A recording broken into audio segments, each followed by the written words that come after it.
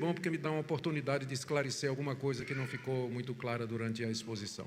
Meu assunto é a questão do dízimo e no período do Antigo Testamento. Pai, mais uma vez nós pedimos que o Senhor nos guie, que o Senhor nos abençoe e que o estudar da Tua Palavra seja usado pelo Espírito Santo para nos edificar e nos abençoar. Em nome de Jesus. Amém. Amém. Bom, gente, vamos falar a respeito do dízimo no Antigo Testamento. Como vocês sabem, o dízimo é uma das práticas, pode passar, Bruno? O dízimo é uma das práticas mais debatidas nas igrejas evangélicas. Para vocês só saberem, não são só os evangélicos que têm a prática do dízimo, ela é tão antigo quanto o catolicismo. Quem é católico sabe que também isso é ensinado pelo catolicismo. É uma prática da cristandade muito antiga e que se tornou polêmica depois que surgiram as chamadas igrejas da prosperidade, as igrejas neopentecostais, que passaram a enfocar a questão do dízimo com uma ênfase desmedida e desproporcional, a ponto de tornar essa questão da contribuição o carro-chefe dessas igrejas, e trazendo muito sofrimento para muita gente, muita decepção e problema para as igrejas que não têm esse tipo de prática dessa forma, que de alguma forma teriam que lidar com os seus próprios membros, respondendo perguntas, enfim, evitando parecer qualquer coisa semelhante às igrejas neopentecostais. O estudo de hoje, ele vai abordar o dízimo no Antigo Testamento como o sistema de adoração e contribuição regular do povo de Deus na antiga dispensação. E o próximo estudo vai ser o dízimo no Novo Testamento. Mas, como eu falei na pregação, não dá para entender o Novo se você não compreende, pelo menos, o básico com relação ao Antigo Testamento. E que é o que nós veremos no próximo estudo, como ele era praticado no período do Novo Testamento. Aqui tem uma gravura do judeu trazendo para o templo, não os animais, mas frutos, cereais, estou vendo aqui trigo, e não sei o resto aí não, é muita coisa. Mas o judeu, ele era orientado a trazer 10% de tudo o que o campo produzia, não somente gado, mas também em termos de plantação, cereais, toda a forma de nutrição que o campo produzia. O dízimo é visto no Antigo Testamento, acima de tudo, como um ato de adoração a Deus. O israelita trazia os seus dízimos a Deus durante aquelas festas. Uma delas é a festa dos pães asmos que eu mencionei no sermão. Era uma ocasião em que o judeu vinha para Jerusalém para celebrar a festa, e quando ele trazia as ofertas, judeus vinham de longe para Jerusalém para essas três grandes festas. E o problema era você fazer uma viagem levando crianças e animais particularmente.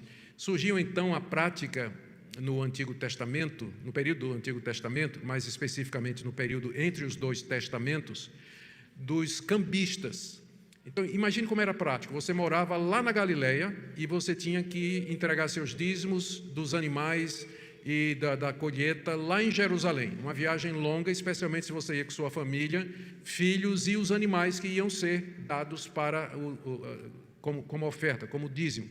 Então, o que era mais prático? Você pegava dinheiro, não levava os animais, você levava dinheiro. Quando chegava no templo, você comprava o animal lá no templo e aí oferecia em sacrifício.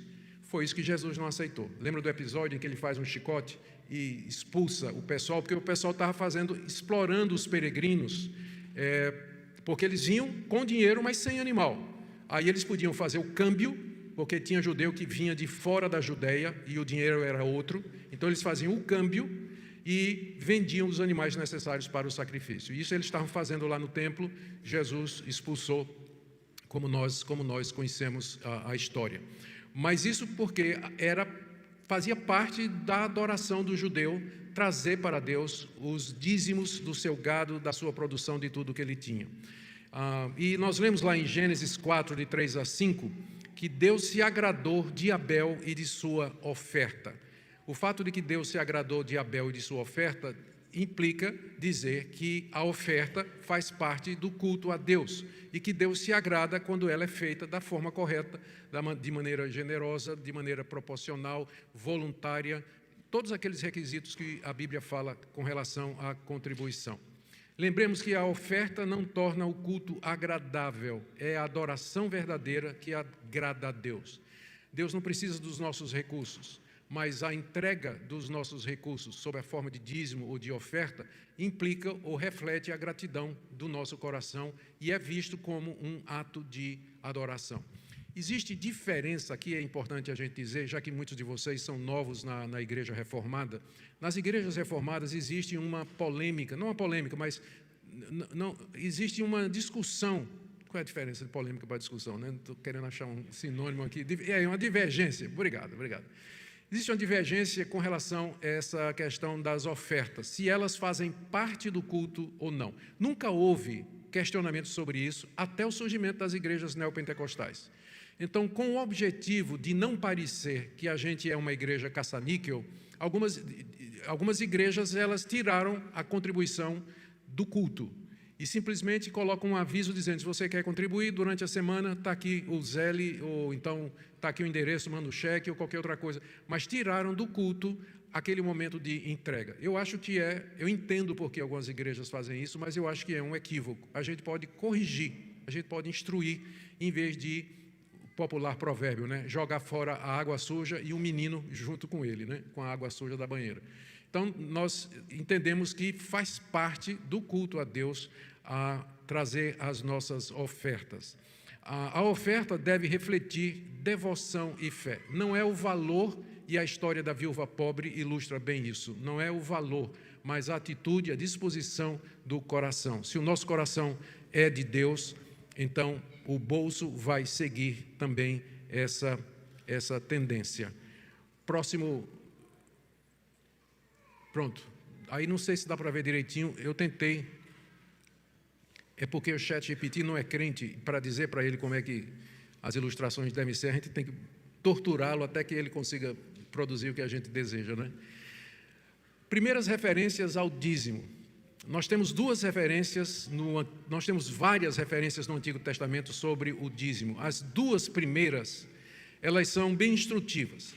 A primeira está lá no livro de Gênesis 14, verso 20, que é aquele episódio quando Abraão entrega o dízimo a Melquisedeque. A gravura de cima aí ilustra isso aí, ou pelo menos pretende ilustrar isso aí. O que foi que aconteceu? Abraão tinha um sobrinho, Ló, que morava em Sodoma, e toda aquela região do Vale do Sinar foi assaltada por alguns reis que vieram da Mesopotâmia. E eles prenderam Jó, a família de Jó, arrestaram todos os bens de Jó e estavam no caminho de volta para a Mesopotâmia, quando Abraão soube.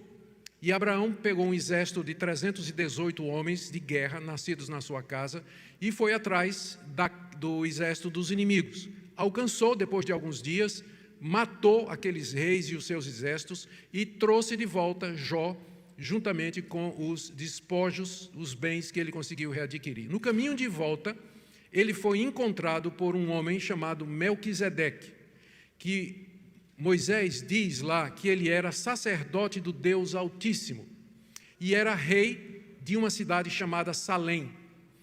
Quando Abraão encontrou Melquisedeque trouxe para Abraão pão e vinho. Abraão pegou 10% de tudo aquilo que ele tinha conquistado na guerra e entregou a Melquisedeque. Entregou como oferta, como tributo a Melquisedeque e seguiu o seu caminho. Séculos depois, o autor da carta aos Hebreus, comentando esse episódio, ele diz que Melquisedeque era uma figura de Cristo. E alguns chegam até a dizer que ele era, na verdade, Cristo numa pré-encarnação, que a gente chama de uma cristofania. Cristofanias são aparições de Cristo no Antigo Testamento. Então, Melquisedeque teria sido uma dessas ocasiões. Por quê? Sacerdote do Deus Altíssimo, o nome dele Melquisedeque, que em hebraico significa rei de justiça, e era rei de Salém, Shalom, rei de paz. E trouxe pão e vinho. Muito óbvio, né? Só não vê quem não quer que Melquisedeque prefigurava o Messias, aquele que haveria de ser, aquele que era sacerdote. Ele está nos seus 3 ofícios aí, né? Melquisedeque, profeta, sacerdote e rei. Profeta porque abençoou Abraão, rei porque era rei de Salém, e sacerdote porque ele traz aquelas ofertas e recebe o dízimo de Abraão. Então, quando Abraão deu o dízimo a Melquisedeque, não tinha lei, a lei de Moisés não tinha sido dada, não tinha regulamentação, foi alguma coisa que Abraão fez espontaneamente. Por que 10%? Isso ninguém sabe. podia ser 20, podia ser 5, para a felicidade de todos, mas foi 10%. O porquê do 10% a gente não sabe. Segundo episódio está em Gênesis 28, 22. Jacó está fugindo de Esaú, a quem ele havia enganado, está indo lá para a terra do seu tio Labão, por orientação de Isaac, seu pai. No caminho, ele para numa cidade chamada Betel, repousa a cabeça numa pedra, dorme e sonha. E no sonho tem uma escada que vai até o céu, e os anjos subiam e desciam pela escada. E lá no topo da escada estava a presença de Deus. Jacó acorda espantado, porque naquele sonho Deus tinha dito para ele que haveria de estar com ele e que ele voltaria para a terra dos seus pais. Ele diz a Deus quando acorda: se o Senhor cumprir isso que o Senhor me prometeu, aqui eu vou edificar um altar ao Senhor, e de tudo que o Senhor me der, eu vou lhe dar 10%. Eu darei o dízimo de tudo que você me der. Jacó era neto de Abraão, e provavelmente foi com Abraão que ele aprendeu essa prática que Abraão revelou quando deu o dízimo para Melquisedeque. Então, note que antes da lei de Moisés regulamentar o dízimo, ele já existia como prática individual, como prática espontânea. Em nenhum dos casos havia uma lei mandando que fosse feito, mas alguma coisa que surgiu espontaneamente como forma de adoração e gratidão a Deus. Próximo slide, por favor. Se a gente fosse fazer, o tempo naturalmente não dá, eu vou seguir cronologicamente. Algum tempo depois, séculos depois, nós temos o episódio da saída de Israel do Egito, que eu mencionei. E Moisés, quando chega lá no Monte Sinai, naquele desvio, ele entrega a lei de Deus ao seu povo, a legislação que caracterizaria Israel como nação. E como parte das leis, deixa eu começar de outra maneira, a lei poderia ser dividida em 3 partes, para ficar mais fácil pedagogicamente para nós. Primeiro, a lei moral, que está resumida nos 10 mandamentos, que é a vontade de Deus para todas as épocas e gerações. Depois, a lei civil, que tinha a ver com Israel como nação, eram leis referentes a propriedades, venda de terrenos, guerra, herança, filhos, tudo estava relacionado a Israel como nação. E, em terceiro lugar, as leis cerimoniais, que tinham a ver com as cerimônias no templo ou no tabernáculo. Sacrifício de animais, os levitas, diversos tipos de oferta e assim por diante. Lá, nessa parte de leis referentes às cerimônias no templo, estavam as leis referentes ao dízimo. Aí, Deus regulamentou. A nação de Israel, ela agora passa a ter uma regra com relação ao dízimo. Lá em Levítico 27, de 30 a 34, você vê do que é que o israelita tinha que dar o dízimo. Eu não vou ler, vai ficar muito extenso, mas em resumo, ele tinha que dar o dízimo de cereais, das frutas, do que o campo produzisse e dos seus rebanhos. Menos aqueles animais que nós já mencionamos, jumento, camelo, cavalo, porque eram animais impuros, mas eram resgatados por um cordeiro. Então, ele levava 10% dos bodes, cabritos e bezerros, que eram os 3 animais permitidos para sacrifício. E, no caso de não poder, aves, no caso seriam pombos, não é? Que ele poderia levar. Então, lá em Levítico 27, de 30 a 34, está dizendo do que é que ele devia dar o dízimo. E aqui você já vê que o dízimo era por estação, porque ele só podia dar o dízimo quando tivesse a colheita. E a colheita acontecia talvez 2 vezes ao ano. Então, não era todo sábado que ele fazia isso, mas quando tinha colheita, quando o rebanho dava cria. E é importante a gente lembrar isso, porque é diferente para nós hoje, né? Hoje em dia nós temos um sistema que é diferente. Lá em Deuteronômio 12, de 1 a 14, e 14, 22 a 29, Deus estabeleceu que os dízimos tinham que ser entregues no local que ele determinou. E o local era o templo que foi edificado no Monte Sião, não pelo rei Davi, mas pelo seu filho Salomão. Primeiro, Deus mandou construir um tabernáculo móvel que andava com os israelitas no deserto durante 40 anos, e era lá que o israelita podia trazer suas ofertas, e depois ficou no Monte Moriá, num monte na cordilheira de Moriá, porque é uma série de montanhas, a gente não tem muita ideia onde foi o primeiro, e lá é que o israelita vinha, durante as festas, trazer os dízimos e ofertas. Havia uma exceção na lei de Moisés, é que a cada 7 anos o israelita poderia comer o dízimo na sua casa com os levitas. ele poderia chamar os levitas, trazer para casa e comer em casa, em vez de levar para o templo. Era muito complicado. Números 18, 21 a 32, Moisés diz que os dízimos eram para ser levados no templo para o sustento dos levitas. Os levitas eram membros da tribo de Levi, que não tinham recebido herança, eles não tinham propriedade. Ruben tinha, Judá tinha seu território demarcado, Simeão, todas as tribos tinham o seu território demarcado. Os levitas não tinham. Eles moravam em cidades especiais designadas para eles, no meio do território das 11 tribos. E eles eram dedicados ao serviço de Deus. A missão deles era cuidar do templo, dos sacrifícios, de tudo que se fazia lá no templo. E, portanto, eles tinham que ser sustentados, já que eles não tinham terra, eles não podiam ser agricultores. Não tinham terra, não tinha gado. Então, de que é que eles viveriam? Eles viveriam dos dízimos das 11 tribos. Os dízimos eram para ser levados lá no templo, porque de lá os levitas e sacerdotes recebiam o seu sustento. Também nós vemos que tinha 3 tipos de dízimo. O pessoal reclama que a gente fala um dízimo só, né? Mas no Antigo Testamento eram 3 dízimos, né? Certo? Está o Valdomiro Santiago, que fala do trízimo. Para o Pai, para o Filho e para o Espírito Santo. Então, é o trízimo, diz ele, né? Vamos lá, vou nem comentar. 3 tipos de dízimo no Antigo Testamento. Primeiro, o dízimo aos levitas, que era entregue no templo durante as festas religiosas, como a festa dos pães sem fermento. Depois, o banquete sagrado, quando então o israelita, na sua casa, ele convidava os amigos para comer juntamente com eles, e tinha o dízimo para os pobres ainda, em que o dízimo não era levado para o templo, mas era distribuído entre os pobres que havia no meio da nação de Israel. Então, eram pelo menos 3 tipos de dízimo. Pode passar. O dízimo é visto como reconhecimento de que de Deus procedem todas as coisas. Levítico 27, verso 30, todo dízimo da terra é santo ao Senhor. É uma expressão de gratidão, O dízimo reconhece que tudo pertence a Deus e que Ele é o provedor.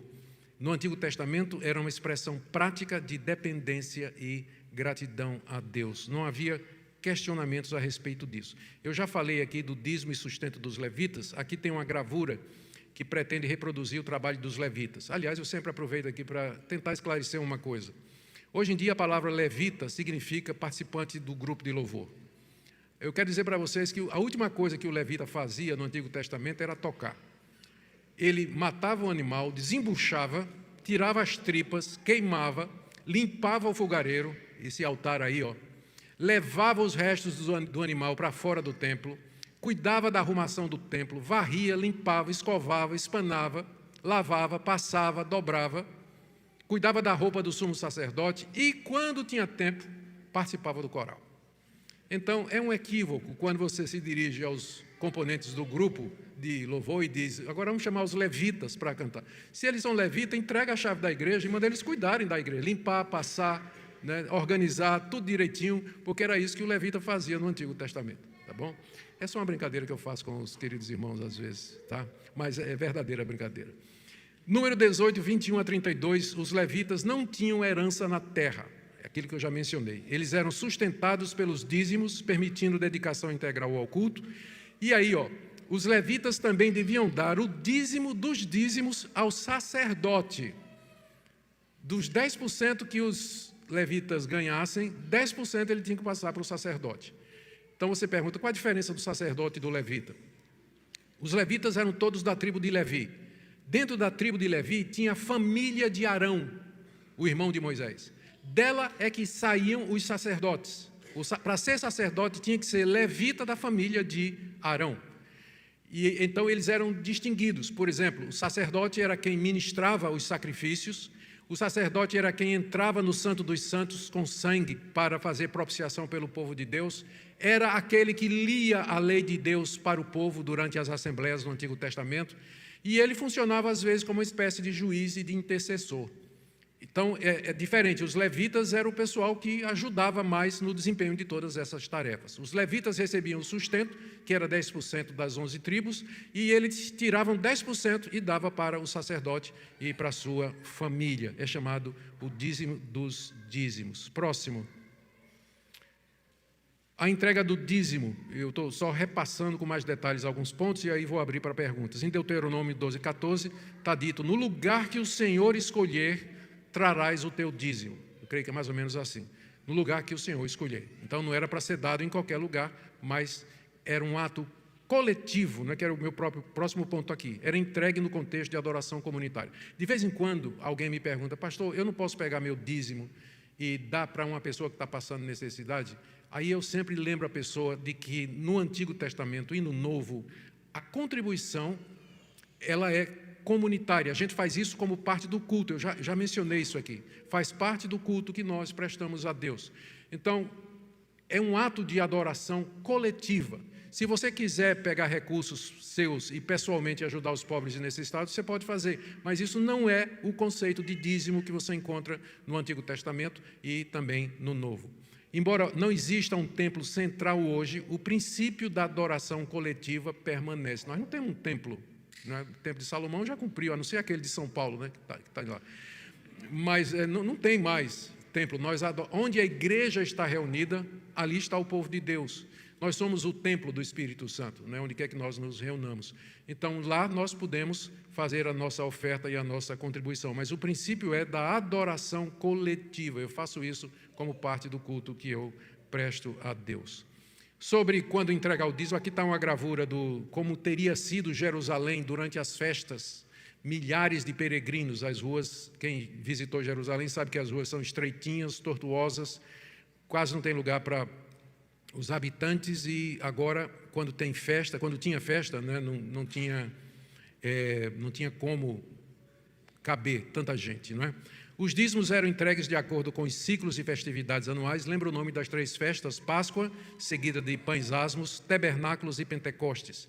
Em anos sabáticos havia regras específicas sobre o uso do dízimo. A cada 7 anos, o dízimo podia ser comido em casa, banquete com os amigos e os pobres.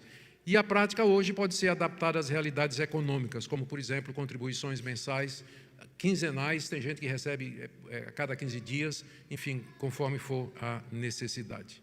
Aí vem a famosa pergunta, né? Malaquias capítulo 3, de 6 a 12. Roubará o homem a Deus? Pergunta Malaquias aos judeus. Por quê? Esse versículo é um dos mais usados e mais mal interpretados, e tem sofrido muito nas mãos dos intérpretes. Qual era o contexto? Reconstrução da vida de Israel. Os israelitas tinham voltado do cativeiro, onde passaram 70 anos, estavam reconstruindo o templo, estavam reconstruindo as suas casas, e o que é que acontecia? O coração do povo não estava nas coisas de Deus. Deus levantou Ageu, profeta Zacarias e o profeta Malaquias para exortar o povo, para dizer: vocês têm que dar prioridade à reconstrução do templo e à manutenção dos levitas e dos sacerdotes para que o serviço divino continue. E o povo não estava fazendo isso, não estava entregando os dízimos, e quando entregava o bodinho cego, a cabra perneta, e assim por diante, do que sobrava. E Malaquias então pergunta: será que o homem rouba a Deus? Aí o povo pergunta: mas em que é que nós estamos roubando a Deus? E ele responde: nos dízimos e nas ofertas. Vocês estão roubando. Então, veja o contexto. Era lei em Israel, era lei, muito bem regimentado, regulamentado, como eu li para vocês, mostrei para vocês. Só não li por extenso, que o tempo não dá realmente, mas está aí as referências. Então, era parte da obrigação legal do israelita, como se fosse um imposto de renda. Ele tinha era um imposto de renda que ele trazia. Lembrando que Israel era igreja e Estado numa mesma entidade. Então, na medida que ele deixava de fazer isso, ele estava sendo omisso, ele estava sonegando o que era direito, que por lei fazia parte da vida do israelita. Então aí a pergunta: por que vocês estão me roubando? A preocupação de Deus não é com dinheiro, mas é porque isso refletia um problema mais profundo no coração. E geralmente é assim. O problema não é que Deus está preocupado com o valor. O problema é que isso reflete um problema do coração. Falta de confiança em Deus, apego ao dinheiro, o dinheiro como ídolo, ganância, avareza, incredulidade de que Deus vai suprir as necessidades. You name it. Tem tantas razões que levam uma pessoa a fazer esse tipo de coisa. Então, é errado você pegar esse texto e você trazer para o dia de hoje sem você fazer as devidas considerações. Porque esse texto não funciona para nós hoje como funcionava para os israelitas no período da antiga aliança. Como é que funciona, então? Próxima aula. As reformas religiosas que nós vemos na Bíblia, como aquelas encabeçadas por Esdras e Neemias, incluíam a restauração dessa prática. Quando foi feita a reconstrução do templo e da vida religiosa de Israel, Esdras e Neemias reinstituíram a prática do dízimo como expressão da renovação espiritual e compromisso para com Deus. Já adiantando um pouquinho, pode passar, Bruna? Embora o dízimo não seja obrigação legal, ele reflete adoração genuína. Isso aqui é uma palhinha do próximo estudo.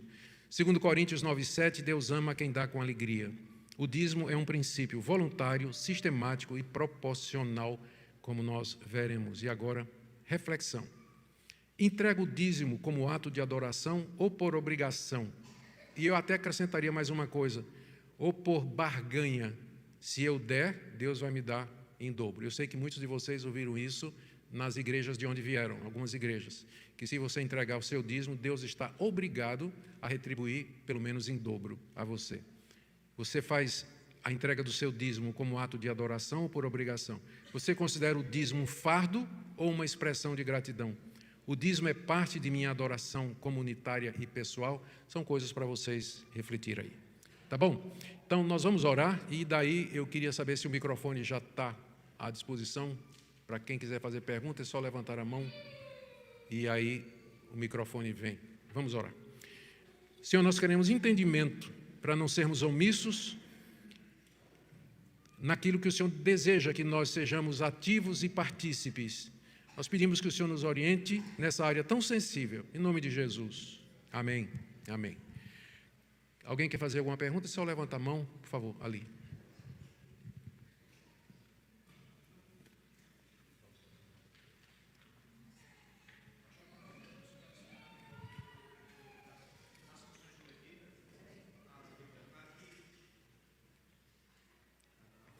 O levita é mal pago, aí ele fica assim.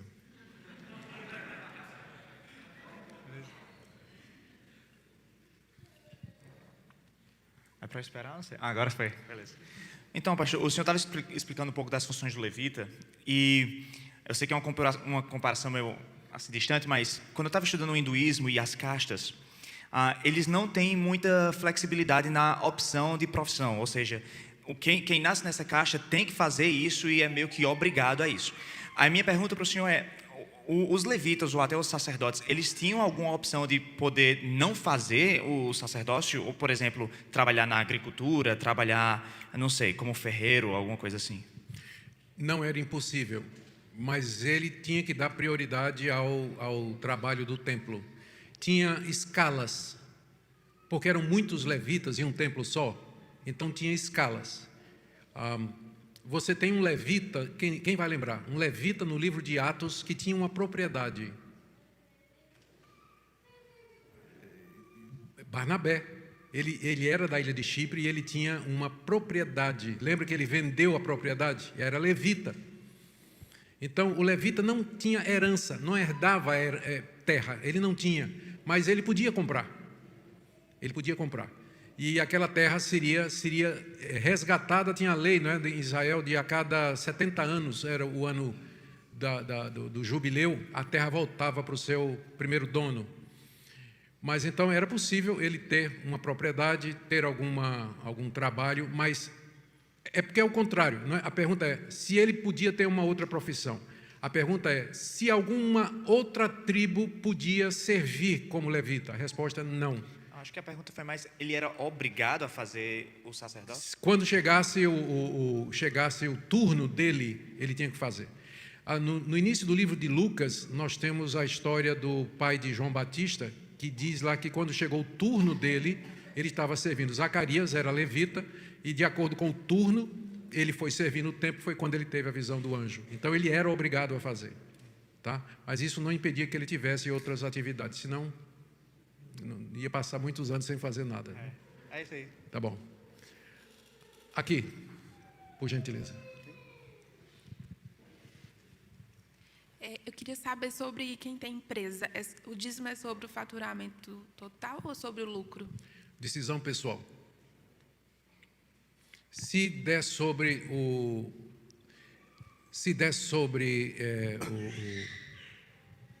a transferência de lucro, o que você tira pessoalmente, e se sentir culpada, dê pelo faturamento da empresa. Agora, se está se sentindo tranquilo que está cumprindo a vontade de Deus, são respostas que não tem como a gente dar, biblicamente falando. Assim, do tipo, bruto ou líquido, entre você e Deus. Eu não posso chegar para vocês e dizer, é do bruto. Com que base eu vou dizer isso aí? Porque o bruto, do bruto você vai tirar imposto, você vai pagar despesas da empresa, taxas e tudo mais. Então, é complicado. Eu acho que cada pessoa deveria resolver isso diante de Deus e ficar em paz. O que importa é que ela esteja tranquila e contribuindo de coração. Jonadson, microfone para Jonadson. Pastor. Opa, pastor. Cadê você? Pastor, está aqui. Vá. Só voltando um pouquinho quando você tocou no fato de tirar a oferta ou não, fazendo um paralelo com as igrejas neopentecostais, algumas que são exageradas nisso aí, de tirar dinheiro do povo. Eu conheço duas igrejas, particularmente aqui em Orlando, Discovery e Mosaic Church, e acho que a Mosaic ela ajuda o projeto de implantação dessa igreja lá em Tampa. São duas igrejas que você não ouve falar em dinheiro. Você entra na igreja, são igrejas enormes, e eles colocam às vezes na tela um Zelle ou a conta da igreja, alguma coisa, mas ninguém fala em dinheiro. E são igrejas milionárias, são igrejas realmente que arrecadam muito. A minha pergunta para você é, eu acho que nós, às vezes, para não se parecer, para não ter nenhum resquício das igrejas neopentecostais em geral, que exploram a fé, são exploradores da fé, a gente tira um outro lado, que é o lado da gente dar a oportunidade das pessoas contribuírem, passando o prato na hora. E algumas igrejas têm experimentado uma abundância de Deus, não fazendo nenhuma coisa nem outra, simplesmente deixando o Espírito tocar o coração das pessoas e deixar que elas sejam levadas pelo Espírito a contribuírem e de forma muito generosa. Então, assim, será que não seria um ato de fé da nossa parte se nós tomássemos essa posição como igreja de não coletar ofertas e deixar que o Espírito de Deus toque no coração, sabendo que as igrejas que nós conhecemos, talvez você e eu conhecemos de perto, que fazem isso, elas são muito bem supridas financeiramente? Eu não acho que é um ato de fé, Vavá. Eu acho que talvez até tentar a Deus. Deixa eu explicar. Eu sou chamado como pastor a pregar todo o conselho de Deus. Então, o que você está sugerindo é que eu não pregaria naquelas partes da Bíblia onde, por exemplo, Jesus ensinou princípios de contribuição, partes como essa do Antigo Testamento que falam sobre dízimo. Eu tenho que pregar todo o conselho de Deus. E é interessante que Jesus falou mais sobre dinheiro do que sobre amor. Ele falou mais sobre dinheiro do que amor. As parábolas de Jesus, o ensino de Jesus, ele girava muito em torno dessa realidade, que é a realidade nossa do dia a dia. Eu creio que o Espírito Santo toca no coração das pessoas, mas o Espírito Santo vai usar a palavra que ele inspirou. De repente, uma exposição clara do que a Bíblia ensina a respeito de dízimo, de contribuição, de generosidade e ansiedade, é o que o Espírito Santo vai usar no coração da pessoa para convencer a pessoa, ou para consolar a pessoa, ou para dar alguma orientação. Mas eu não creio, eu como pastor, eu me sinto obrigado, pelo que eu entendo que é pregação, de pregar todo o desígnio de Deus. Eu pego, por exemplo, vou fazer uma exposição em 2 Coríntios, e eu prego sequenciado. A pregação sequencial é boa porque, primeiro, vê que eu não estou dando recado, né? Eu estou pregando em sequência, porque às vezes o pastor usa o púlpito para mandar recado. Se você está pregando em sequência, não tem risco, você vai pregar o que o texto está dizendo. Segundo, me desafia a estudar. Eu, para pregar esse sermão de hoje de manhã, Êxodo 13, eu queimei as pestanas, porque tinha coisa lá que eu não sabia. O desnucar o jumentinho, né? E por que tinha que ser desnucado em vez de sacrificado? Eu tive que ler, sair pesquisando. Então, me desafia a estudar. Agora, imagina, eu estou pregando em 2 Coríntios. Quando chega no capítulo, em sequência, quando chega no capítulo 8, Paulo gasta o capítulo 8 todinho e o capítulo 9 todinho falando de uma oferta que era para ser levantada para os irmãos pobres da Judéia. Eu não vou pular aqueles 2 capítulos. Eu vou expor tudo aquilo ali. E o Espírito Santo vai usar aquilo para falar o coração. Então, a realidade americana é outra. Os americanos, quando morrem, eles deixam como herança quase nada para os filhos. Eles pegam fortunas e entregam para instituições, entregam para igrejas. Essa é a prática americana, não é a prática brasileira. O que a gente ganha no Brasil, a gente deixa para os filhos. Mas, geralmente, os americanos, eles deixam endowments, eles deixam heranças enormes, quantias enormes para faculdades, especialmente as faculdades onde eles estudaram, a igreja em que ele fez parte e tudo mais. Então, é uma cultura diferente. Hospitais e tudo. Então, eu creio que a gente deve ensinar, sim. O problema não é ensinar ou falar, o problema é falar errado, que esses pastores falam. Se você falar a palavra de Deus, ensinar o que a Bíblia está ensinando, então o Espírito Santo vai usar da maneira correta. Pode falar. Só uma coisa, eu não quero discutir com você de jeito nenhum, você é um PhD. Eu não estou falando na questão de ensino, realmente a gente tem que ensinar todo o conselho de Deus. Eu não estou falando na prática. Na prática, no Novo Testamento, só tem uma vez que há referência a alguém dando dízimo, alguém dando alguma oferta, que é a viúva lá na sinagoga. Você não vê em nenhum culto em Atos tirar ofertas. Você não vê. O que eu lembro, já li Atos de, como a gente fala, de cabo a rabo, né, de trás para frente, e não vejo nenhuma cerimônia dentro do culto onde você tira a oferta. Eu concordo com você 1000%. Nós temos que ensinar todo o conselho de Deus. Agora, eu estou falando da metodologia, da maneira de tirar a oferta. Meu próximo estudo vai ser sobre o Novo Testamento. Excelente. Aí isso aí vai ficar sanado, tá bom? Jonadson.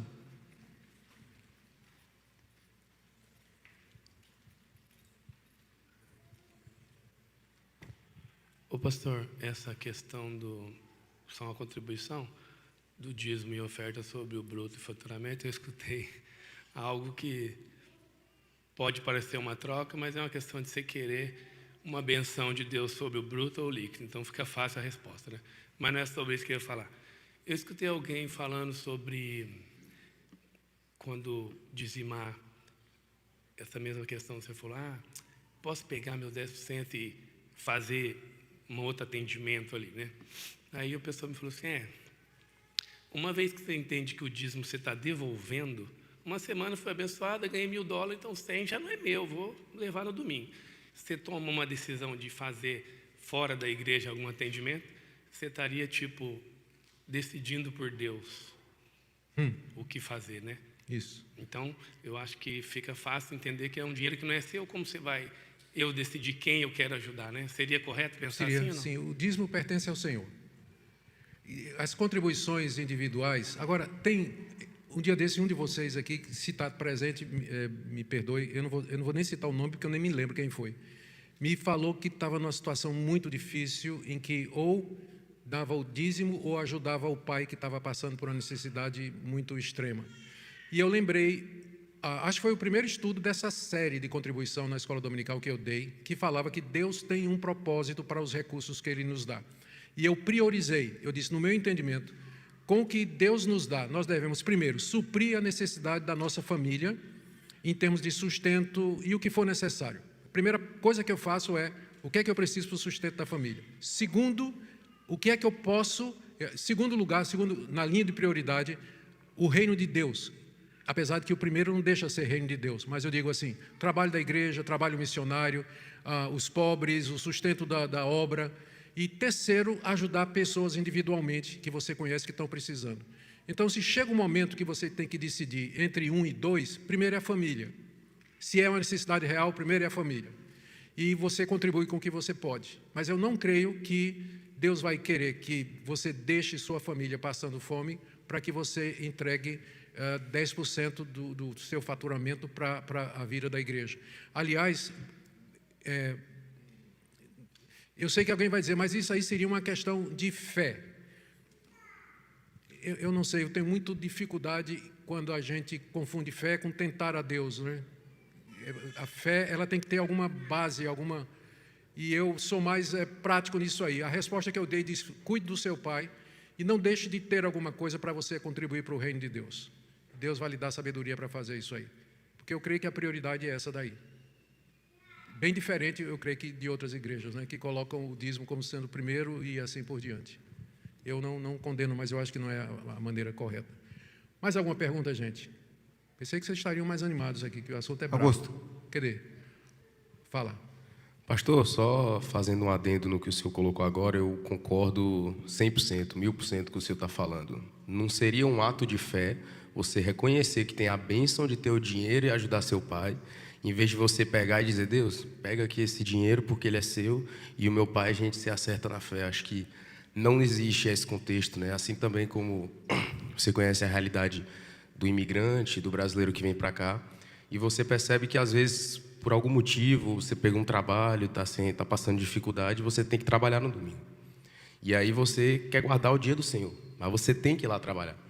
E por um ato de fé, você diz: Senhor, eu não queria fazer, mas me ajude a arranjar outro trabalho. Sim. Então, acho que seria um certo mesmo contexto. Eu sou mais racional nesse ponto aí, eu vou por aí também, né? Eu não creio, por exemplo, eu passar um cheque para a igreja de $100, sem fundos, e dizer: Deus, pela fé, vou passar um cheque de $100 sem fundo e vou dar para a igreja como oferta, até o fim do mês o Senhor vai mandar. Isso não é fé, isso é tentar a Deus. Tá. Então, eu preciso só disso aí, por favor. Está chegando o microfone aí. O levita está mal pago, aí faz o trabalho mal feito. Pastor Augusto, o dízimo é individual, não é familiar, certo? Mas se meu filho trabalha, meu marido trabalha, eu trabalho, cada um dá o seu dízimo. E como dona de casa, por exemplo, eu não vejo materialidade para dizimar. Mas, por exemplo, eu posso dizimar o meu tempo para o Senhor? Como fica? Sim, assim? Tudo é de Deus. Mas a senhora, ou a dona de casa, ela dizima na pessoa do marido. Casaram com comunhão de bens, não é? Ou parcial ou integral, não é isso? Então, é o que eu sempre digo para minha esposa, que tem o mesmo sentimento. Eu digo: mas se não fosse você, eu não conseguia estar aqui trabalhando e ganhando. É só porque você está ao meu lado. Aí descansa o coração dela por um mês. Aí no final do mês seguinte, ela está preocupada de novo. Tá bom. Mas está fazendo isso no marido, né? Os dois são uma só carne.